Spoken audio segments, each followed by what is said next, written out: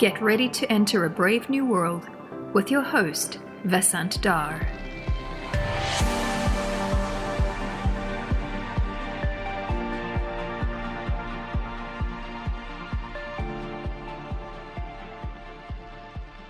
I experienced American education as a graduate student. Until then, I'd had a very career-oriented education in engineering at the Indian Institute of Technology, not because I loved engineering, but because I was good at math. Not unlike most Indian parents of that post-war generation, mine nudged me towards something that would get me a good job. I spent most of my weekends playing in a rock and roll band, so it's a bit of a miracle that I made it through courses like thermodynamics and vector field theory with passing grades. American universities opened my eyes, providing all kinds of avenues to broaden my thinking. I took full advantage, taking courses in subjects I had no idea existed, which eventually led me towards a career in academia. I'd never imagined becoming an academic until then. Over the next 30 plus years, as I got to understand the American university system better, I was glad that serendipity had steered me in that direction. American universities are the crown jewel of the US, and for good reason. They provide a platform for tremendous intellectual growth if you know how to harness it. I'm still learning, often from my students. Joining me today is Michael Roth, president of Wesleyan University, a top liberal arts college in the Northeast.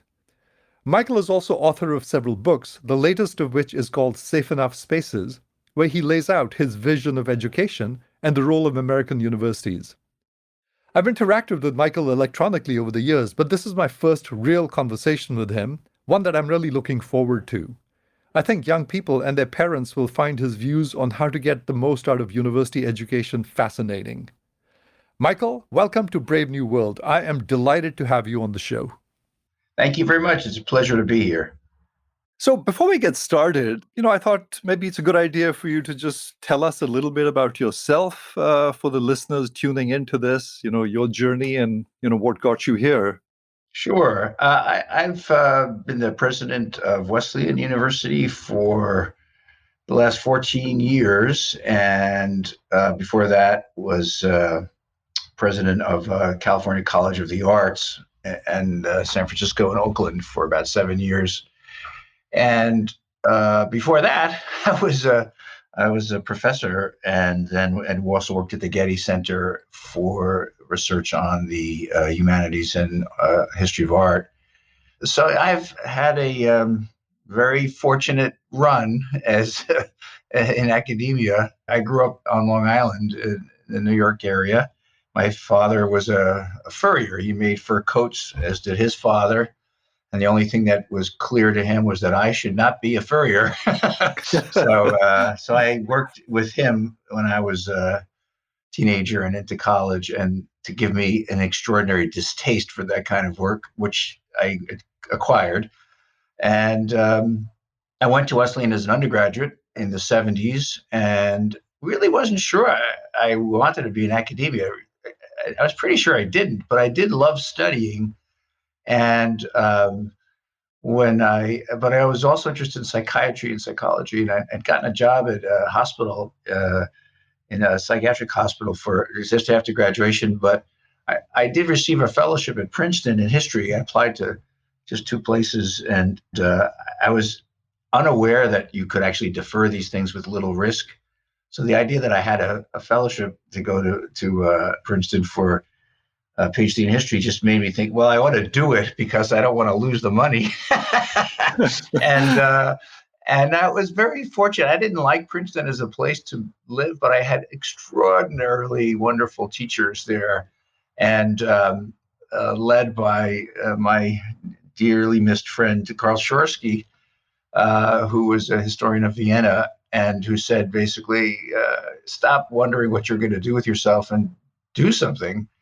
The world is your oyster was his approach, in a way that I didn't have to do anything in particular at Princeton, and at Wesleyan, you had no requirements. He said, do whatever you want and see what's worthwhile. So, I did tutorials with Dick Rorty and with Sheldon Wolin and with Natalie Davis, and just went to every class I could, and then, published a paper in my first year. And after that, just acquired a taste for for writing about intellectual history and political theory, and started teaching as a TA, as you do in that program, and loved the teaching. So I felt like I stumbled into what turned out to be an incredibly fulfilling way of working, which is working with students, which I still do every semester, and writing and reading as much as I can. That's an interesting journey. It's interesting how we sort of stumble into things in life, isn't it? I It mean, is. I had no intention of becoming an academic myself. It just sort of turned out that way because of some people I met in graduate school. Uh-huh. And I said, and I thought, wow, that's an interesting sort of life. I Yeah. had no idea what research and inquiry was really all about. Yeah. The networks are so crucial, and serendipity often plays the most important role. And I think that's how I approach thinking about education, is designing for serendipity, which of course is not so easy, but there are some ways in which schools can facilitate the likelihood of productive serendipitous encounters. And there are other ways where they can reduce that likelihood. So I've taken my roles to be helping to create environments in which those encounters can take place, because it changed my life as a student at Wesleyan. And as a professor, I started a humanities institute in Claremont, California, where I had my first job at Scripps College. And we just invited crazy great people from very different dimensions of academia. And it was very, very exciting. As a kid, I was hosting one day Stephen Jay Gould, the next day Toni Morrison, the next day, Ian Hacking. I mean, it was a pretty wonderful experience. And at the Getty Center, we had no money in Claremont, but we had a lot of gumption. And at the Getty Center, we had a lot of money. So we were able to basically invite anyone from anywhere in the world to spend a year with us. I ran a scholars program that invited people to spend sometimes 2 years. We paid their salary, we gave them a place to live, and I ran a seminar with them. It was very, very exciting. But I never dreamt I would be a college president in any of those years, until somebody called one day and said, would you be interested in this presidency of CCAC in those days? And I was like, are you kidding? You have the wrong Michael Roth. There are a lot of Roths in academia. And the person at the search firm said, no, actually, you were my Western Civ teacher at Scripps. I know who you are. And before I knew it, I was the president of a very cool art school in San Francisco. I am a man with zero artistic talent, but with an enormous admiration for artists and designers and architects. So that was a wonderful experience before coming back to Wesleyan in 2007. Indeed, it sounds like a wonderful experience. And I like your phrase, productive serendipity. So, along the lines of productive serendipity, in your latest book called Safe Enough Spaces, you say something that really caught my attention. And I'd like to just dig in there a little further. You said education should create an empowerment of the whole person, not just a sharpening of skills that create short term value. So let's just get into that, because I suspect a lot of people will want to understand what this means. What does it mean to create an empowerment of the whole person? So I'm just stealing that from W.E.B. Du Bois, actually. In my previous book, Beyond the University, Why Liberal Education Matters, I spent some time on the Du Bois's critique of Booker T. Washington, and it really revolved around this question. Booker Washington was a fanatic about training. He really felt like blacks who had been enslaved needed skills so that they could become independent of white people who would otherwise oppress them, and that the most important thing was to give them opportunities to develop skills that the community needed and that they would benefit from as individuals. And Du Bois responded by saying that there's no reason why blacks can't be carpenters, of course, but there's no reason they can't be doctors or teachers or professors or lawyers or classics scholars. And so Du Bois talked about the ways in which education should give people the increased capacity to do the things that are meaningful to them. I think that's what he meant by empowerment. And so it wasn't just to sharpen your, let's say, data mining skills, although it might include that. It wasn't going to be only that. And it wasn't going to be just sharpening your public speaking or your ability to build a chest bookcase. It had to be an education that would give you an increased capacity to do things that would be meaningful to you, and that those things might shift over time. So the capacity had to be fairly flexible. He was well aware that if you're going to become a doctor, that there's different skills than, let's say, if you became, I don't know, teacher of French. But the capacity to learn how to do more things was in generally empowering. That's the word Du Bois used 100 years ago. And I think that's very crucial. Just one last thing about it is that otherwise, and here the previous book, I talk a lot about Emerson, Ralph Waldo Emerson.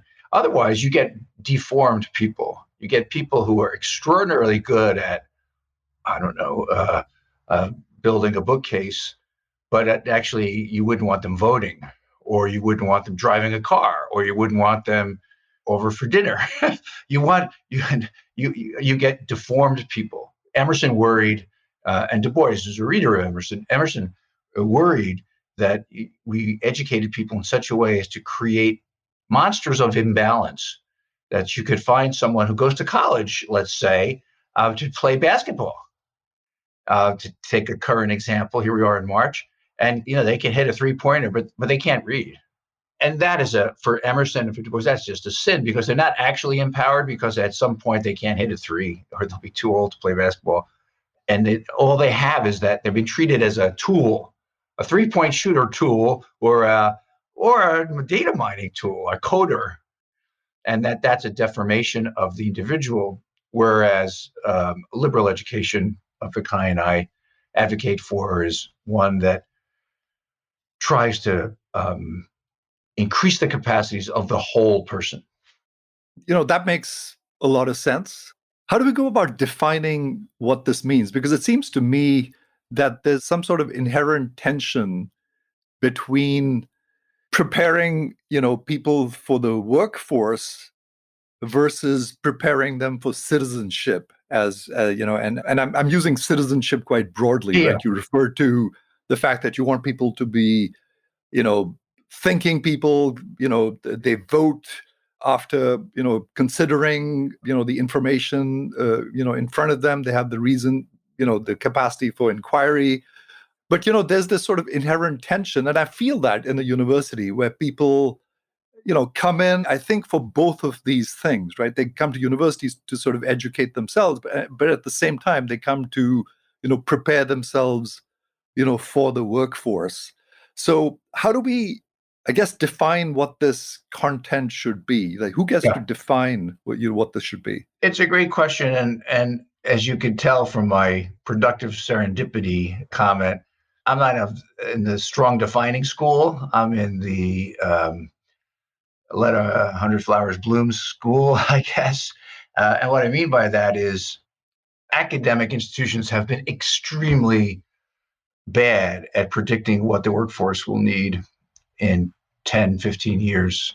And so 10 years ago, people were talking about training students in certain coding languages that would be absolutely crucial for the future. And now we know that actually machines will do that. We don't need, 10 years ago, we were telling students you need to get trained in certain things that we know will be automated and if not already within 3 years. So I think academic institutions, and especially, if I hate to say it this way, but especially people, your colleagues in business schools, have just been terrible. And that's why they're in business schools and not in business, I think.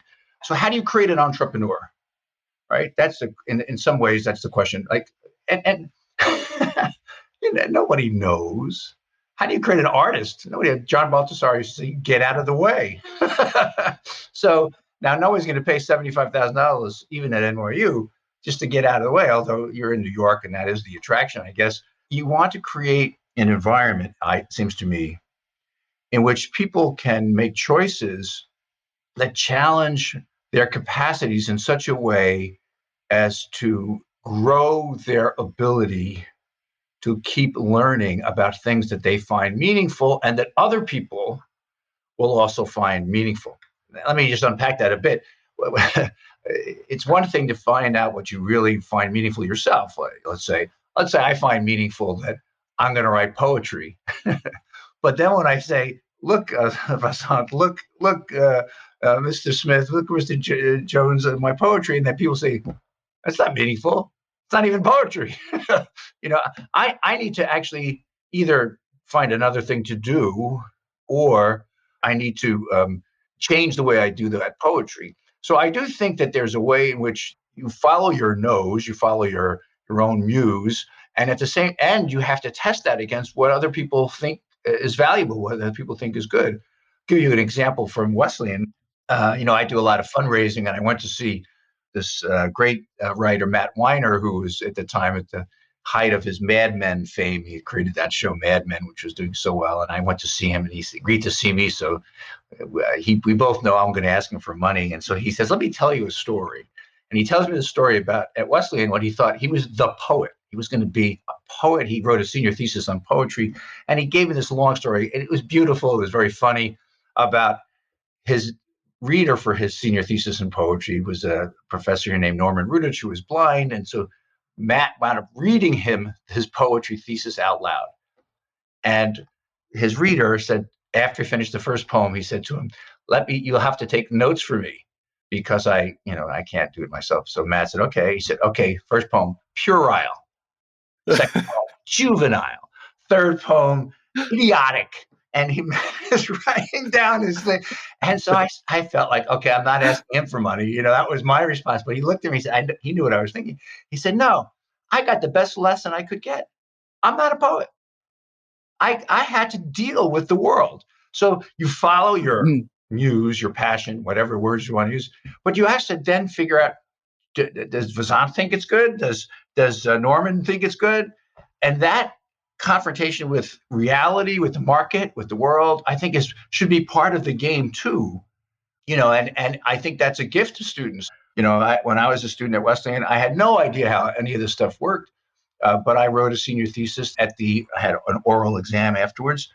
And one of the professors, who I didn't know very well, said, you should publish this. And I was like, what does that mean? And my advisor, who was a young professor who hadn't published a book, he was shocked. I think he's like, what do you mean you should publish this? I haven't published my book yet, but it was like, okay, here, this other people will be interested in this. And so that made a huge difference for me. If he had said to me, puerile, juvenile, it also would have made a big difference for me.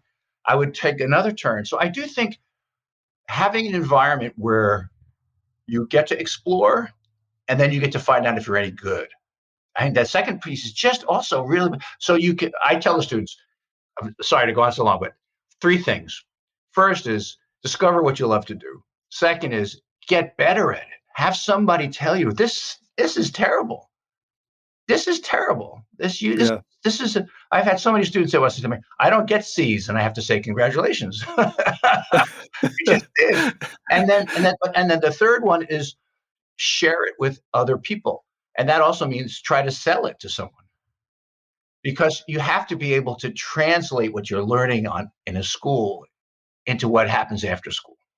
And that takes skill, it takes luck, it takes hard work. But I do think there's those 3 things: that find what you love, get better at it, and then learn how to share it, sell it, take it to the public world. Yeah, no, I like that. In fact, I like the notion of following your passion as long as you're good at it. And get better at it. Yeah, exactly. So, find something you're good at and get better at it, and maybe that becomes your passion, right? Yeah. So I tell my students that this Carl Shursky, who I mentioned before, I had him as a freshman at Wesleyan. He was visiting. He was brutal. He was really brutal. And at the end, he gave me a good grade on I did a thing on Freud.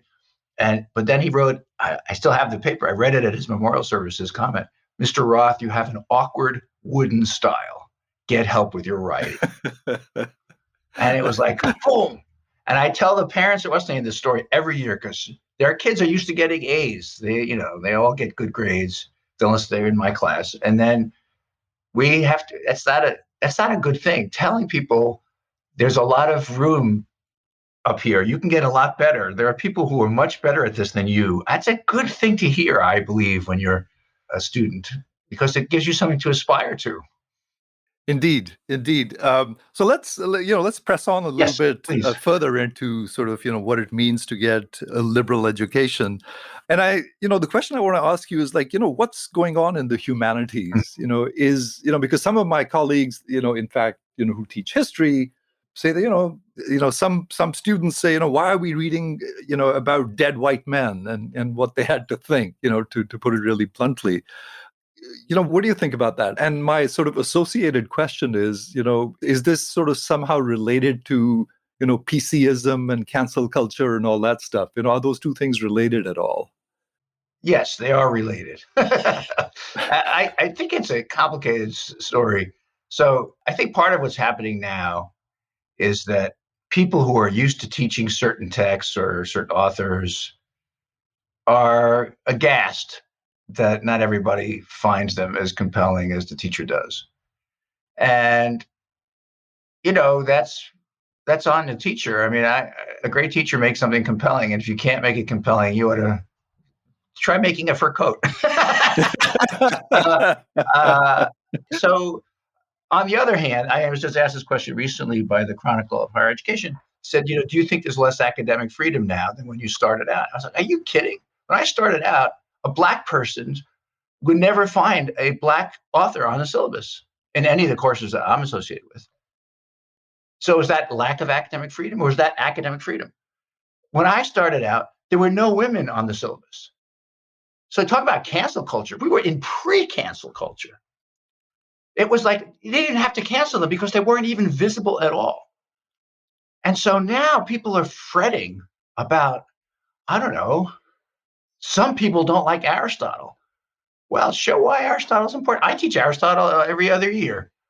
I teach Nietzsche every year. I teach Rousseau every year. I teach Mary Wollstonecraft every other year. I teach Virginia Woolf every year. I teach, I don't know, I teach Aquinas. This year I was teaching Aquinas, this nice Jewish boy from Long Island. But I also, in that same class, I'll teach Daniel Allen at the end of the class, an African-American woman who's, I think, one of the great thinkers about politics in America today. And I'll teach, as I say, Mary Wollstonecraft with Rousseau, and I'll teach. I teach a memoir about sexual assault in that class. I think that it is true that students don't take for granted that the professor knows what the hell he's doing. That started when I was a student. I remember women students in the 70s at Princeton saying to the history department, we want to study the history of women. And the answer was, we'd love to, but there's no evidence.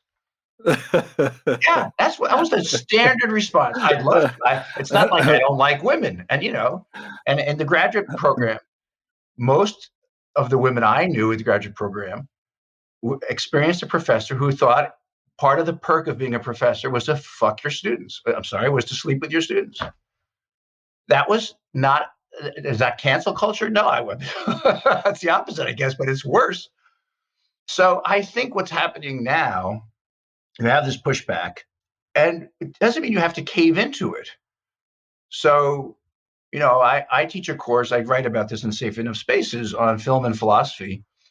And the first night we do Alain René's film Night and Fog. The second week, we often do Capturing the Freedmen, a documentary about childhood sexual abuse. We do a film by Joshua Oppenheimer on mass killings in Indonesia. And now actually doing a film about James Baldwin.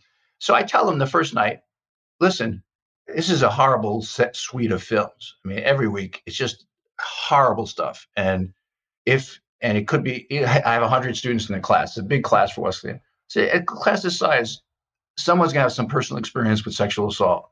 And so it could be really hard. If it is, you want to talk to me about what we could deal with that. I said, but if you don't like to think about these things and deal with these are real issues, that's fine. Take another class. And we're going to take a break. Everybody can leave. And then the ones who want to stay can come back. And then I joke, I say, if you really love this kind of stuff, get some help, get therapy. you know? And I, the students, I've had people complain about, let's say, capturing the Freedmans because because it brings up such horrible memories. But out of, I don't know, 800 to 1,000 students I've had in that class while teaching here, that's happened once. And I dealt with it in class. I said, okay, didn't I tell you guys this is, I don't like the word trigger warning because I think the idea of a trigger is too simplistic, but I do think it's fine to tell students what to expect in a class. And then one of the things you expect from them is to be able to deal with emotional distress. You should tell them. And I teach a course now on virtue and vice in history, literature, and philosophy. And the first time I taught it, I read this feminist theory on the discourse about rape. And it was at the height of the sexual assault politics on campuses and protests. And I'm the president. So I had students objecting to me teaching this. And my response was, if you had done the reading, you would have seen that that is the question the reading asks. Is someone like me, should I be allowed to talk about it? So that's the question. Let's talk about that question.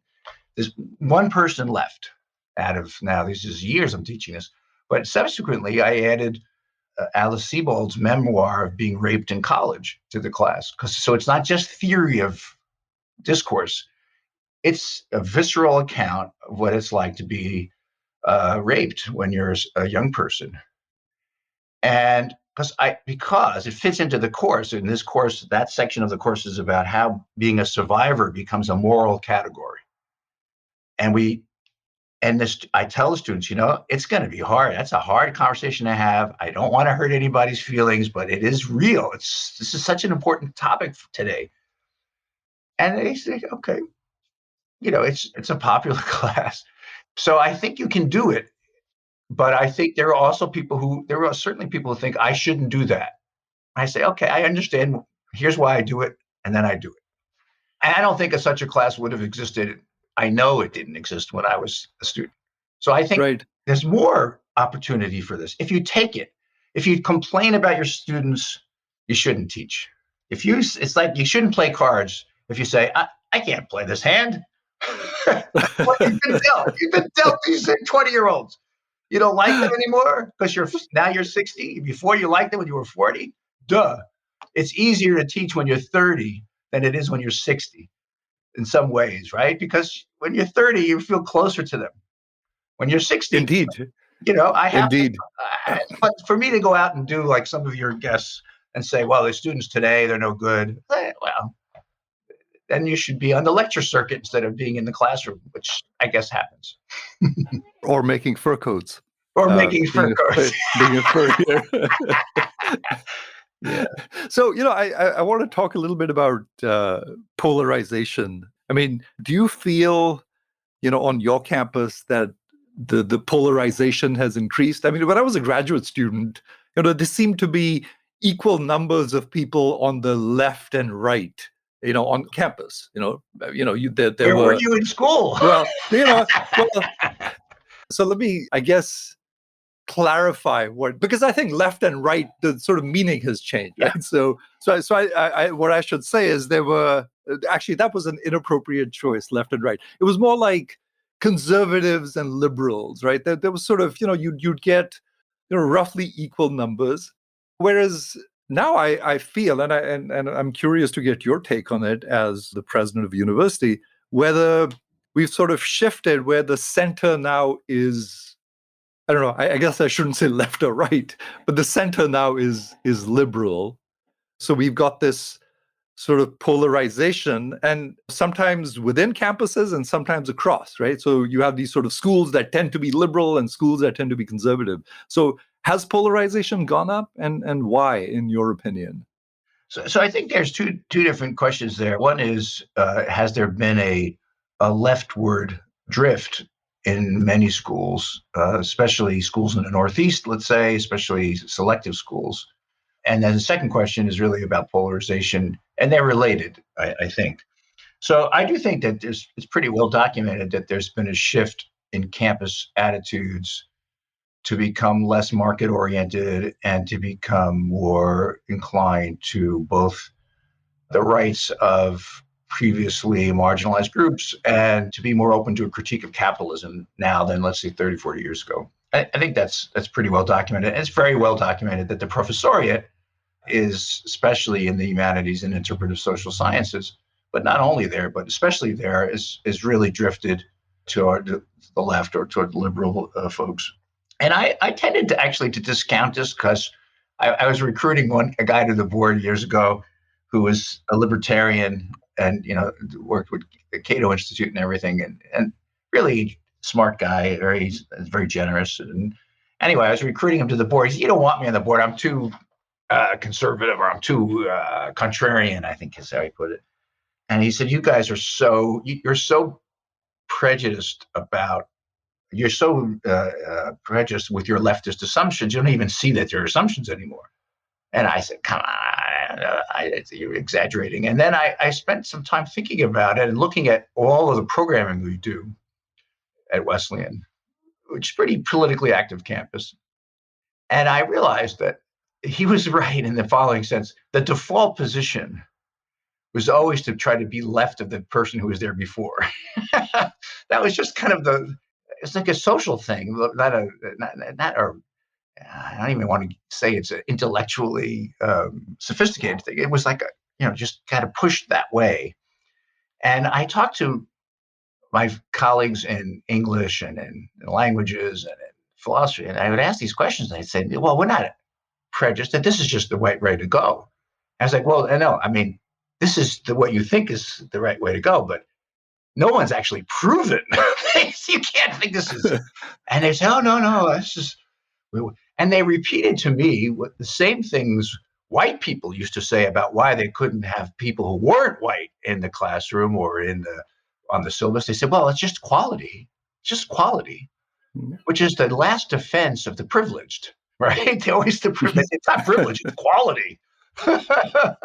And so that really took me aback. And I looked at my own stuff. I teach intellectual history. I teach a lot of crazy artists who were thought to be crazy at the time they were.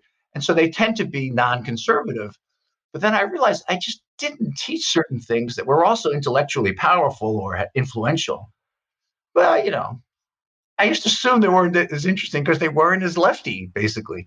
So I started paying attention to that. And then I write about this in Safe Enough Spaces. I wrote an op-ed in the Wall Street Journal basically saying we need an affirmative action program for conservatives at schools like these highly selective liberal arts colleges like Wesleyan or Ivy League schools or other big universities that are selective.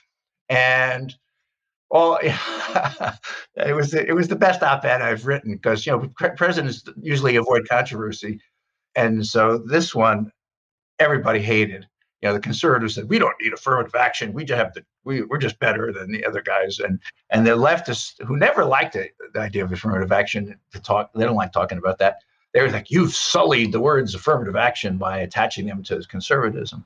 My Black students and alumni still are angry with me, actually, in some about this. And I sit down and talk with them about it. And it seems to me undeniable that we are missing our attention to serious dimensions of human experience and trains of thought.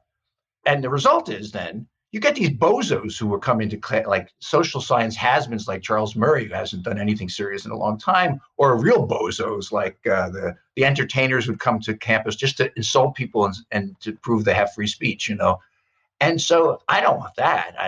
I don't want to invite a Nazi just to say, see how broad-minded I am? No. I want to have serious scholars of religion, of libertarianism, of individual rights, and make sure that they get a hearing. And so we've started doing that. We raised some money. It's always easy to do these things when you have extra money rather than taking somebody's budget. And I keep talking about it. I have to say, I don't believe I've convinced that many people. That I think a lot of people think this is Roth's thing.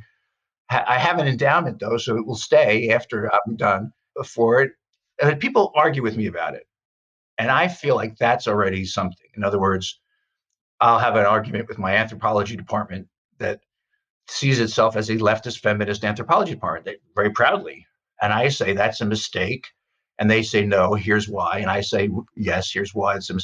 And to me, that's already opening the door of intellectual diversity.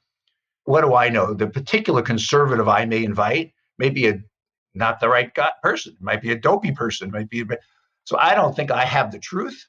I want to open more of these doors. And the fact that we're having a debate about intellectual diversity at Wesleyan, I think is an important thing. And it reduces polarization because you start talking to people with whom who you thought were perhaps beyond the pale.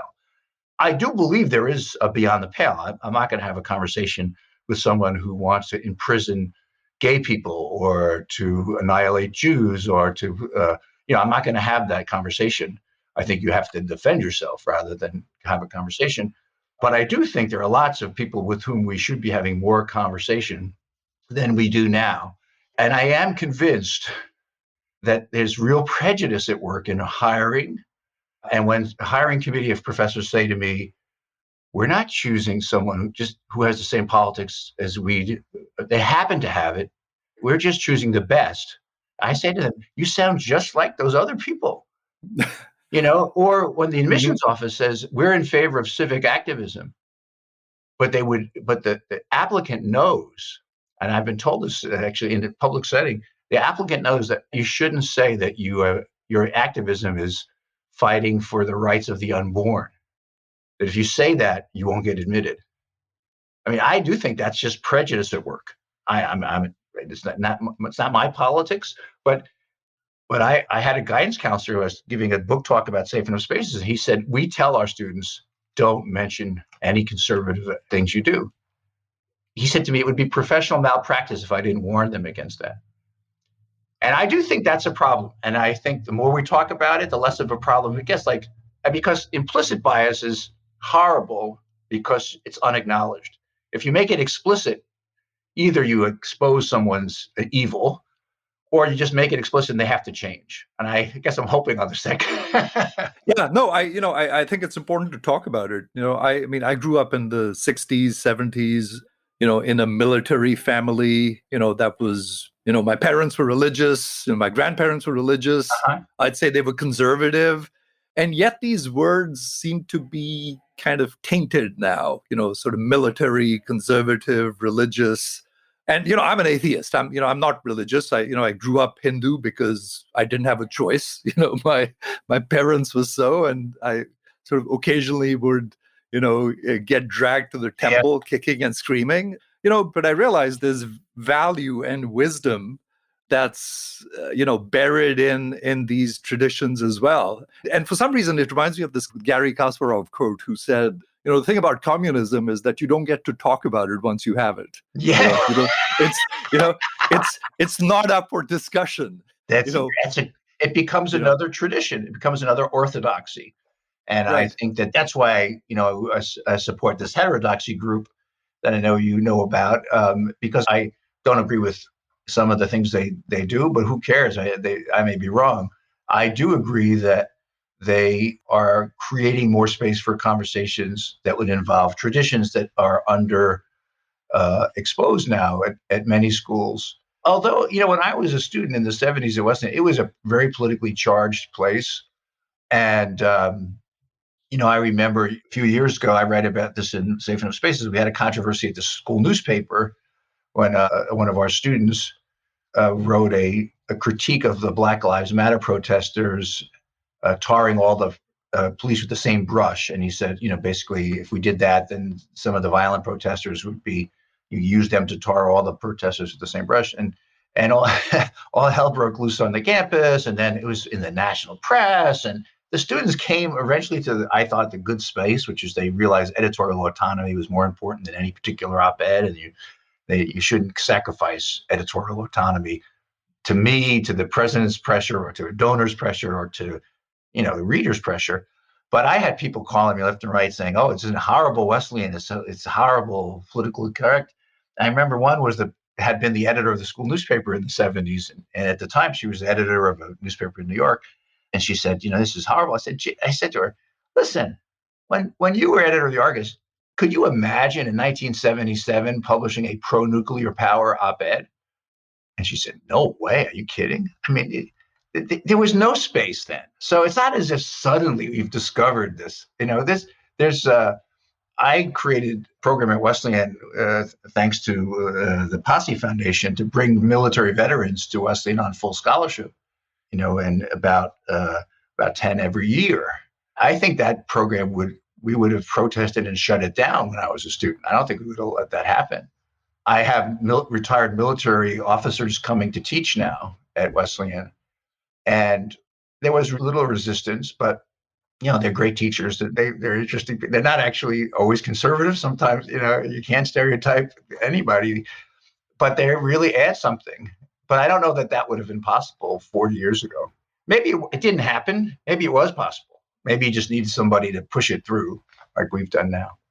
So, where do you draw the line here between, let's say people protesting against, inviting a speaker? I think I've heard you say that, the free market approach to free speech isn't quite right either. Like, so where do you draw the line, other than sort of the obvious cases you mentioned where someone's, just coming to be, for lack of a better term, just coming to be provocative or be an asshole. Yeah. But excluding those, like, how do you draw the line? I don't think there's a formula for it. And I know people have been critical of my position for that reason. But I don't think there's, that's why I call my approach pragmatist one. I think it depends on the context you're in and the purpose of the event. So public schools have different obligations than private schools. And when I was a young professor in Claremont, president of Pomona College, David Alexander, was said to have kicked these Orange County Nazis off campus. I don't know if this is true, but as a young faculty, I remember hearing the story, and I was so impressed that the lawyer said, you can't, they had these innocuous names like Revisionist History Group or something, right? That they were neo-Nazis. They was just like, so they were meeting on campus, and he found out, and he went there and said, leave. And they said, we'll sue you. He said, yeah, you will. That's why we have lawyers. And I thought he was a hero. Then people said, well, what if he said the Democrats had to go? What if he said the nurses had to, they start coming up with, and I think at some point, this is a political decision. And I can describe the reasons for that. If the group is expressly involved with intimidation, harassment, or calls to violence against any group of people, especially people who are part of your community, you should not have them on campus. And there are some very fuzzy cases, I think. Most of them are not fuzzy at all. Most of them are very easy, but you can come up with fuzzy cases. Like I was giving a talk about this in a group of kind of Straussians, real smart folks in Michigan State. And they said to me, well, how about somebody who denies, and they had somebody in mind who, because of his religious beliefs, thinks gay people shouldn't be allowed to marry.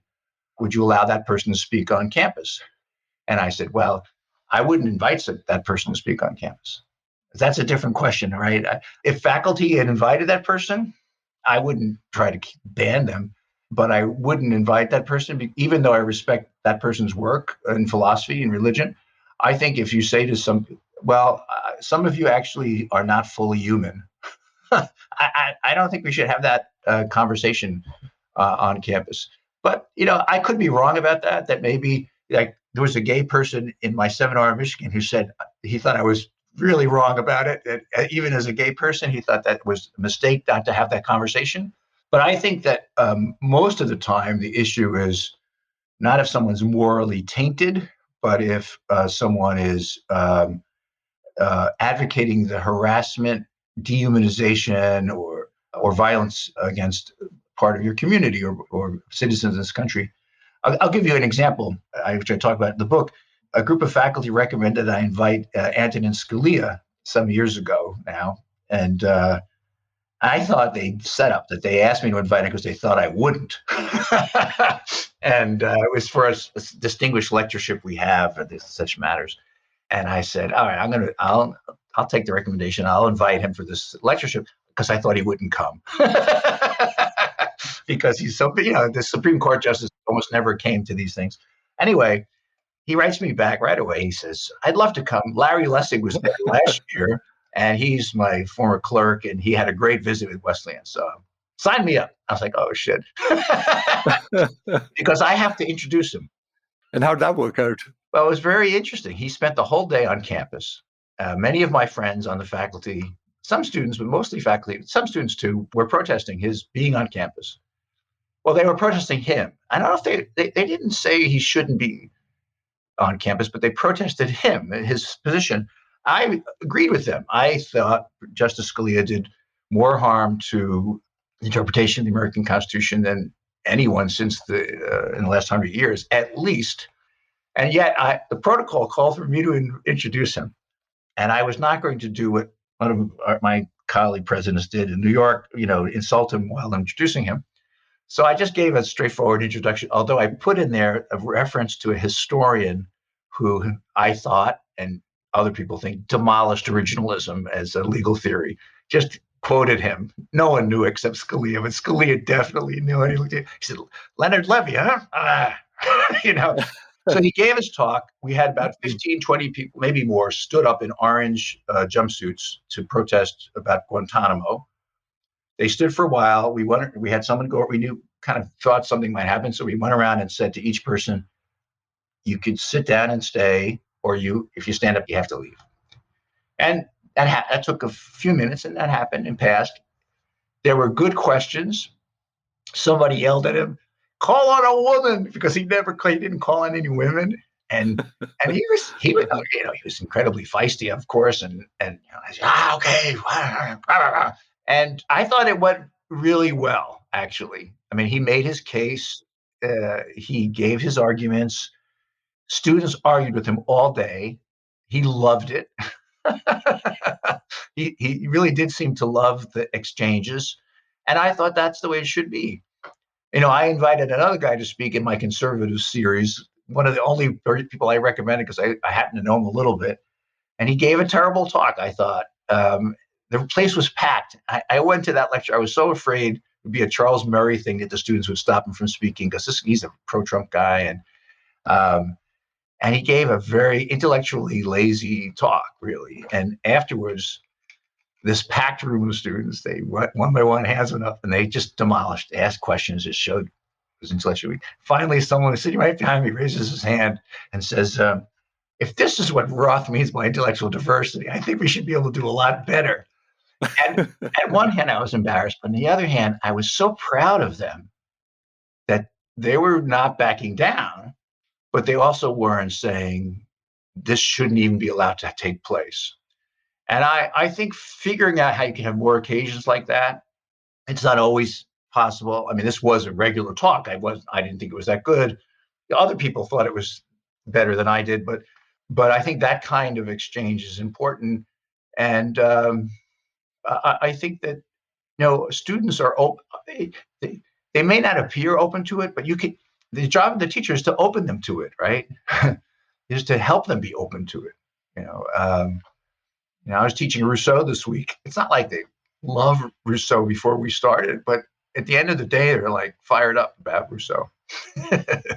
So if you bring it all together, what would you say your biggest challenges are as a university president, other than raising money, which, is probably one of the most important things. And I assume you spend a lot of time doing that. But other than that, what are the most important challenges? Well, in the last year, of course, it's vividly health and safety, but that's often been because this is a residential college university that I run. So almost all our students live on campus, and when you have thousands of 20-year-olds living on campus, it's just bad things happen, and and the most important thing for me is to keep people alive, and healthy, and so I do spend. And then the last year, because of COVID, we had to make all these choices about being on campus, not being on campus, teaching in person, not teaching in person. I teach in person. It just brought those issues, health and safety, to the fore. I do think that's safe enough spaces, and it should be safe enough for people to learn in freedom, but also that when they get sick, we take care of them. And so that's a big one. The second one, I think, is about access and affordability. It is a huge problem in the United States. So we have, and Wesleyan is a very expensive school. 40 some odd % of our students are on financial aid, and now their grants are over $40,000 average. So and we have maybe almost 20% of our students who are low income students or veterans, and they're not paying very much at all. But it's a very expensive model because it's such a high touch model of working with very talented professionals, whether the faculty and others. And that's a real challenge to sustain. I teach online. I do classes at Coursera, and we're experimenting with other online things to see if there are other ways to promote access and affordability. We started a 3-year BA, which you save money right away. That's what I wound up doing at Wesleyan to save my parents money. I graduated in 3 years. It's not that hard. It's not easy, but it's a trade-off, right? But most people love being here, so they don't want to graduate in 3 years. But that's a big worry. And I do think creating an atmosphere in which where we started productive serendipity can take place in a safe enough environment. In other words, you're not going to get harassed, you're not going to get attacked physically or emotionally abused, but you are going to encounter things that blow your mind that really say, Mm-hmm. that I never expected to think about, I never expected to feel. I do think I had a piece today in Inside Higher Education called Critical Feeling. And I think critical thinking is a little overrated actually in the academy, but getting people to expand their repertoire of informed feeling, I think is a very important part of what happens on college campuses. And it happens through the So say a little bit more about that, because I just read it, but I didn't get a chance to absorb it entirely. So say a little bit more about what you mean by critical feeling. Well, I've been thinking about this because when I'm teaching Rousseau, or when I was a student and I was reading, I don't know, Hegel, part of it was intellectual for sure, and just trying to figure out what's going on. But part of it is emotionally attaching yourself to a position that's not yours. To think, what is it like to be, let's say we're reading Pride and Prejudice in my class in a week. What is it like to be a woman in early 19th century England without much financial prospects? What is it like to be a person who believes that God loves them and is trying to figure out also an approach to logic and reasoning? And I want my students to be able to tell me what's in the book, but I also want them to feel like, what is it like to believe that God loves you and to have that as a background to your thinking about how we understand causality. And that's the ability to have people open their hearts and their souls as well as work on their skills, their minds. And I found that, as a student, and even still today, I love being at a campus. I mean, I'll go to a theater performance. I go dutifully because I'm the president. I have to show up and show I'm supportive. And they'll blow my mind. And it was just like, I never thought about family relationships this way, or I never thought about performance that way, or John Cage used to come to Wesleyan all the time. I can't tell you how many people I've met over the years, people now in their 70s who say, it changed my life. John Cage came to Wesleyan and gave a concert. I never knew that you could call that music. I didn't know. It just changed the way I looked at the world. That's intellectual, but it's also affective. And so that's what I mean. That I'm also very interested in the ways in which stupidity and closed mindedness gives you emotional satisfaction. What I mean is that when people join a group that's based on misinformation and hatred, which people are doing left and right all over the country now, and part of it gets satisfaction from hating someone else. So I think we can't combat that only with intellectual moralism. We have to combat it with giving people the pleasures of feeling what it's like to share in something with someone and not just hate them. And I found that. I mean, as a kid whose parents didn't go to college, reading stuff that I wouldn't have found on my own. Or I remember my teacher, I mentioned a few times today, Carl Shorosky, giving a special evening class on Wagner. Right now, I had never been to it. I don't think I'd ever met anyone who'd been to an opera, not that I knew of. And yet I was like, what is that for? It's not Bob Dylan. It's not for me, right? But I was such a nerd. If there's an extra class, I was going to go. So I went to this class. I'll always remember this because he started off, he just walked us through Tristan, probably 3 hours, short version, right? Just walked us through parts of it. by the end, I was my world just got bigger. I took an art history class at Wesleyan because my girlfriend was an artist. I didn't know how to talk to her. So I went to this art history class every day. And it was such a gift. Unfortunately, I wasn't the best boyfriend for that person, but the art, oh my gosh, my world just got bigger. Now, it's not only feelings, but it is also feelings, right? It's also finding out what you could love. Our students sometimes are so sure. I hate this. I hate that. I hate this. It's not for me. And my job is to say, maybe, maybe you should open yourself up to this. I tell them when they write to me every week, they have to write on the reading. They write, Aristotle says X. I disagree. And I tell them, I don't care. Don't tell me you disagree. Nobody cares what you think of Aristotle. Nobody cares what I think of Aristotle. Tell me what Aristotle says and why Aristotle says it. It's very hard for them. Just this week, they were writing, I don't agree with Rousseau. And I have to tell them, all right, well, what do you think Rousseau was saying? Because he clearly thought of anything that you could think of. He thought about it. So what would he say? Then they have to try to occupy a position that's not their own.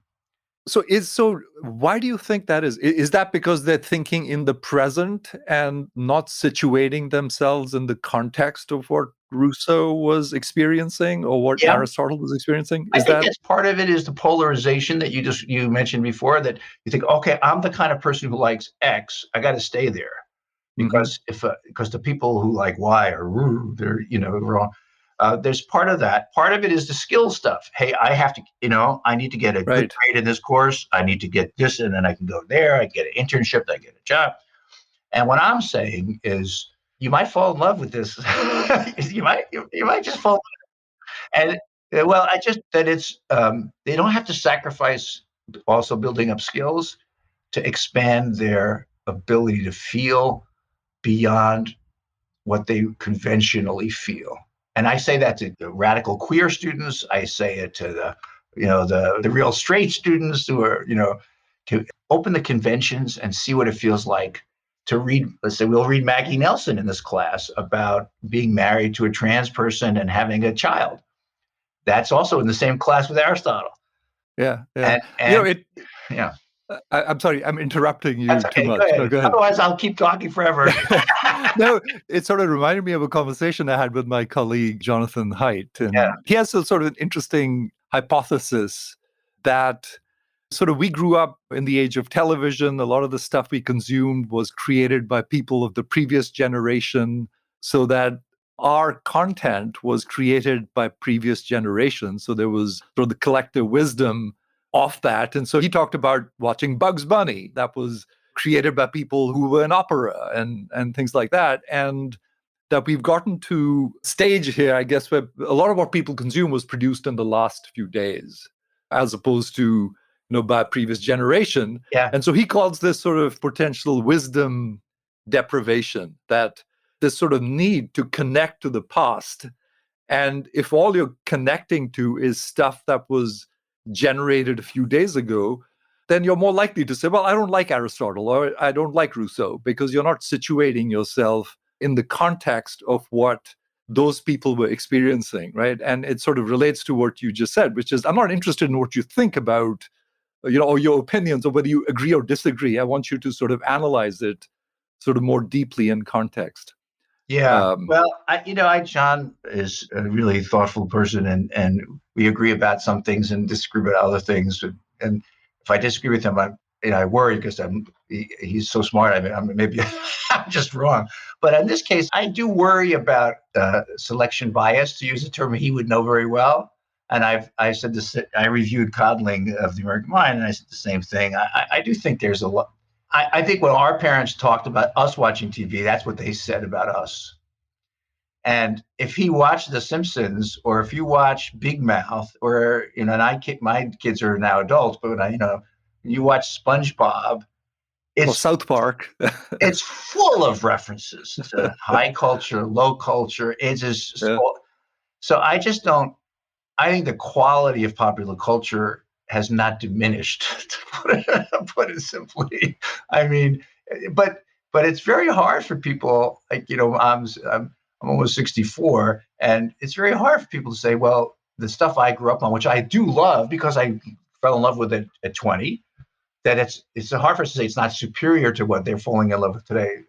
But I do think that although there is a rapid turnover of material, I suppose, when you some of those things, they're just so full of layers of address.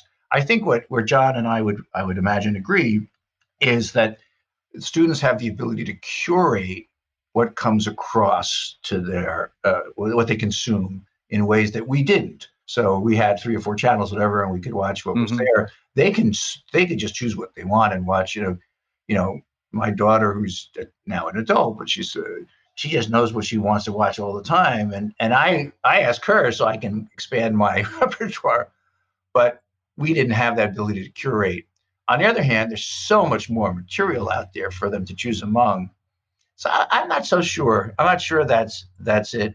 I think presentism in American culture has long been a problem, and that teachers have had to fight with it. I think the idea that the scientific ethos, well, why would we read something from the 18th century? Now we know better. I mean, that notion of intellectual progress, I think that gets in the way. But so I have to convince students that there are enduring questions about which ancient texts have wisdom, or at least that they're exploring enduring questions that we haven't answered, because they're very used to the scientific ethos. It's just in our physics department, we don't study 18th century physics. So why would we study 18th century ethics? And the answer is because the ethical questions don't have answers in the same way the physics questions do. But they're used to a certain, we've trained them to actually think there's always a right answer. I do think that that's a big problem because of the testing regime that, by now all of our undergraduates grew up taking tests. They don't ask me what the question is, they ask me what the prompt is. And there's no such thing as an enduring prompt. you know, it's just a test that you get the right answer and you go on, or if you get the wrong answer, you don't go on. And that, I think, I understand why those tests are given, and they have some reasons for it, of course. But I do think that showing students that sometimes there isn't a right answer, it takes some work, but it's doable. Yeah, there's seldom a right answer, except I guess in math and physics, Yeah. where you expect the right answer. Michael, it's been a pleasure. Likewise. I'm really thankful, grateful to you for sharing your time here with the rest of the world and whoever tunes in. Thanks so much. It's been a pleasure. Thank you very much, and I look forward to continuing the conversation another time. Likewise.